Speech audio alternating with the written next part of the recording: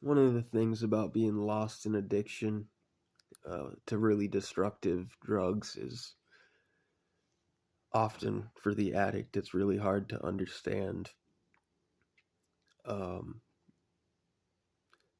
how deeply and painfully and emotionally you're affecting and scaring the people around you. Um, Obviously, because you're usually lost in your states of demonic bliss, so to speak. But for the longest time, like couldn't empathize with people. I couldn't put the I couldn't put myself in their perspective. Um, so it was easy for me to be like, "Oh, you're overreacting. Don't worry about me. I'll be fine." When you're clearly not fine. But part of the reason, because of part of the reason of that for me, why it was so hard to put myself outside of myself, um, because the pretty much the only person that I really ever truly had like a death defying fear seeing them high was my mother. And she'd get fucked up on opiates, like having to put her to bed and stuff. And this was when I was a lot younger. But then there came a time in my 20s where I had to cut off my relationship with her because it became very toxic and destructive and a drug bonded, fueled friendship, mother and son friendship. That's not how it should ever be. But in the process of uh, having to cut her out of my life because I was trying to get away from all that, and she was not. And not only that, was just begging and encouraging me to, continue to go get us shit. So when I had to cut her off, it was like such a deep connection for me that I had to bury certain parts of, or almost the entirety of, like, her and I's bond. And then when she passed away from fentanyl overdose, 2022, summer 2022 or 23, forget, time blends. um it wasn't until that when, like, it all it came crashing back to me that, like, wow, all of the hurt that I'd put the people closest to me at that time, that I'd affected through my constant relapses and in and out, fucking scaring the shit out of these people, having to stay up with me. You stay up with, like, an opiate, a dope addict, like, all night to make sure they don't stop breathing in some cases. At least one of my exes did. But then I started it, like, when my mom passed away, and then at her funeral, like, I couldn't help but feel and start to remember everything. It all started flooding back to me. And then I could finally start to sympathize and empathize with how deeply I was hurting and worrying those who cared about me. And it really, it was a lot too, because that's a very unique fear, especially when the people that you're worrying aren't users themselves. They just are affected secondhand through people they love. It's extremely unfair and not right to do to them, but it's, it's not an excuse, but that's never in the forefront of our mind, that, like, we're hurting these people, haha. Not, you don't even think, it's just, you can't even think about that. It's just like, um oh yeah, I fucked my hair up real good. Kept this little nub just for sanity sake or something, so I got some clippers. um but I'm talking about this right now just because I just got off the phone with someone that I really cared about for a long time, and they've been struggling, and we'd gotten really close the last few months because they reached out to me back in November because they were on their way to use, and they knew, or they felt that I was someone safe that they could go to and get some uh, reprieve and just a change of scenery to talk them out of it and kind of help shift gears. And just because when you're trying to like stop using, you have to cut all associations out with the people you're mingling with. And then we spent a lot of time together up until like the last week or two. Um, and I just got off the phone with them, and they ended up having a relapse. And it was just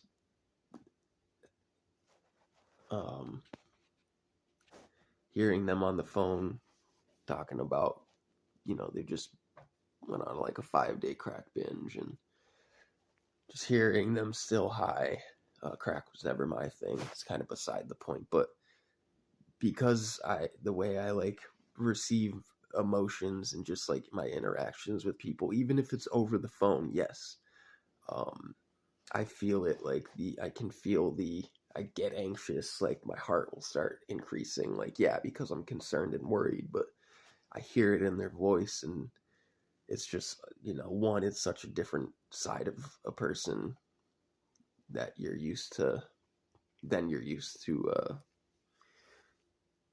interacting with, and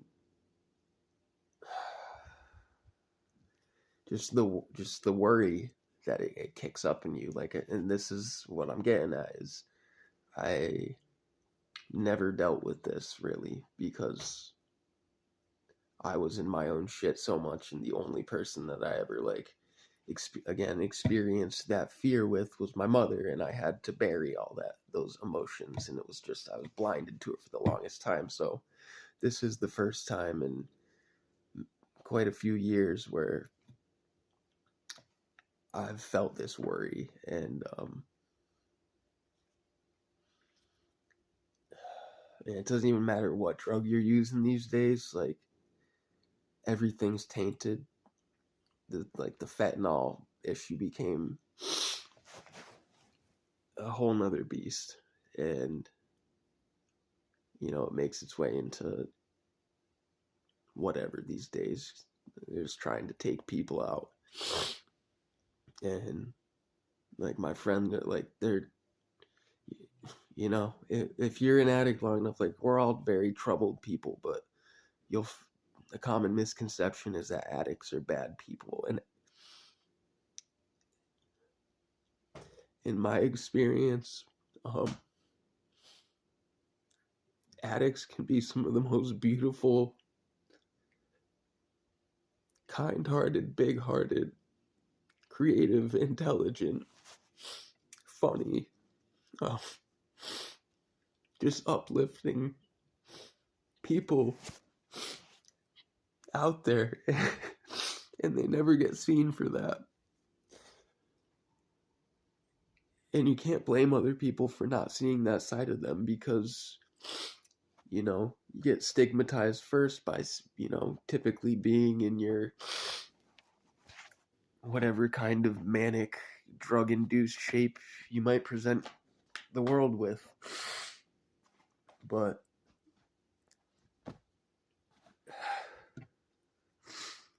I don't know, I guess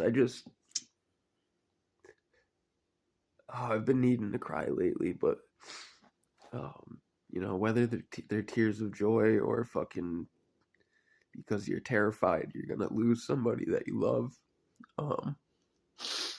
tears are very important,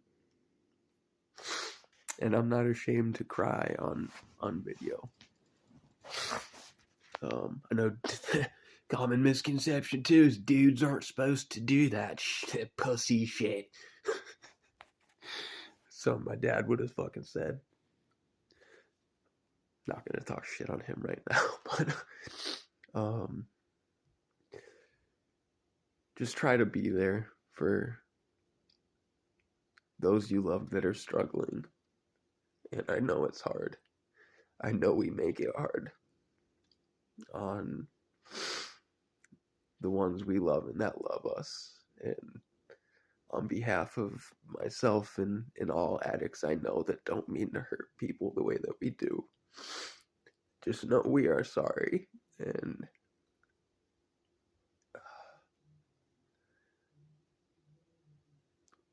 we're so broken in our own ways that, and so hurt, and trying to bury the hurt from whatever it might be,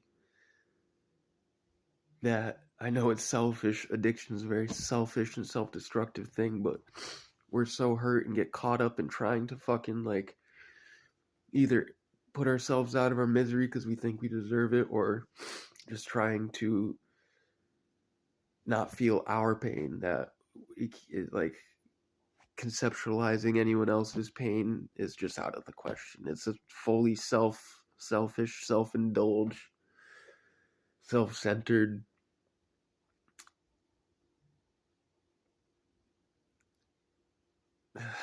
fucking demonic trap, dude.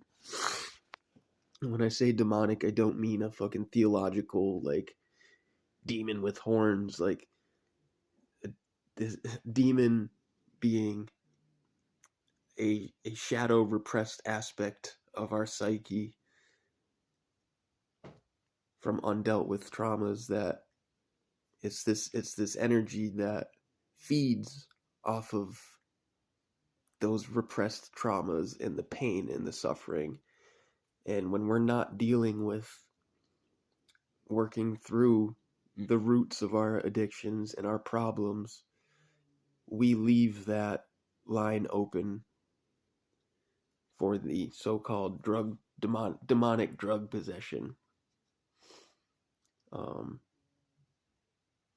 Yeah, it's a repressed part of our psyche and our nervous system that we need to learn to face and be willing to do what it takes to get to the root of that problem and then work through it. And, you know, one of the difficult parts about that is that once you truly start doing that, it's very likely that you have some repressed traumas that have caused however many years, decades of self-sabotage, self-destructive addiction. You might not even be aware of some of these traumas and the depths and the extent of some of them. So when you really tap into some of the like the early childhood stuff, coming to terms with a lot of that stuff, part of the double-edged nature of recovery is the relapse. And because working through some of these things to ultimately overcome our addiction are really gonna be, they're gonna hurt, and they can break you in their own ways. And I've had them lead me back to, you know, brief relapses, because again, some of it's just real heinous stuff that you didn't maybe intend on having to face, because you didn't realize it even happened to you until you started having flashbacks and bleed throughs of memories decades after it happened. Anyways, I know we make it difficult to keep reaching out and wanting to. It's hard to be there for addicts, okay? I get it. I've pushed away some really great people in my many years of addiction. Like, you know, I don't let my addiction define me so much these days, but I don't shy away from talking about it and addressing the fact that it is a very center focus of what I'm doing here and my mission in this world. And I feel like a lot of people who don't know me especially like on YouTube or wherever you might be seeing this, like seeing me the way I am now, most of you probably have a hard time believing some of the states I've been in throughout my life. Started using drugs regularly at 13, opiates 16, heroin 19. I'm 34 now. Haven't used opiates since I was 33. And I've been in so many phases of my life and looking pretty ghoulish and hellish and inches away from death. So I don't let it define me, but it is a focal point of what I do and why I do what I do. And this whole channel stemmed from coming out of a very dark place of addiction where I'd lost touch with everything I loved in my life. And starting this channel 3 years ago was a last ditch effort to see if I could get myself to find joy and passion in music, things that I once loved. And it's worked. It's worked tremendously. Not to say it's been all up from the point I started, but anyways, yeah. The worry that you'll never be able to get to talk to someone again, hear someone you love laugh, or just get to experience their very unique way of being, their intelligent mind, whatever it might be. Like the fear and thought of like that being gone in an instant, really, really, it's bitter. It's a bitter prospect. And I just hope everyone struggling out there, whether I know you or not, but especially those that I love and consider, my people, I hope we can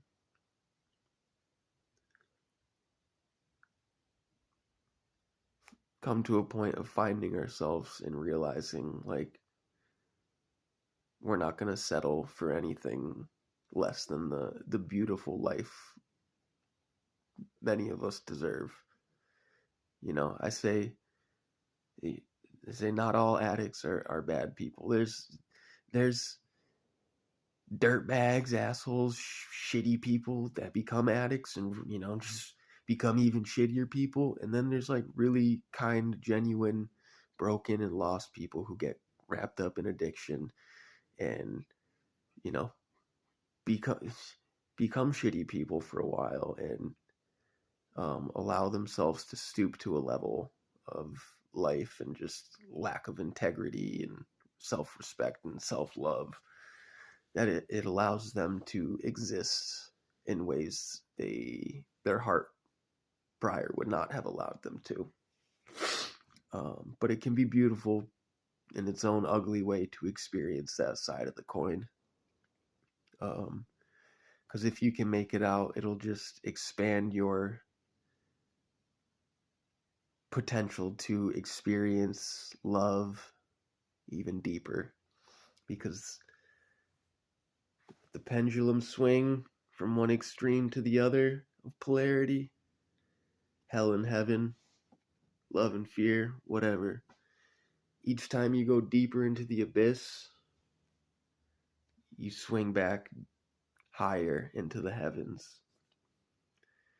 And so each time you experience one extreme of emotion, especially in the negative regard, you will inherently be able to meet an even deeper depth of love in yourself. Even that's ultimately what it comes down to. It comes down to a lot of things, but anyways, thanks to any and all for listening. I love you guys. I hope you're doing well.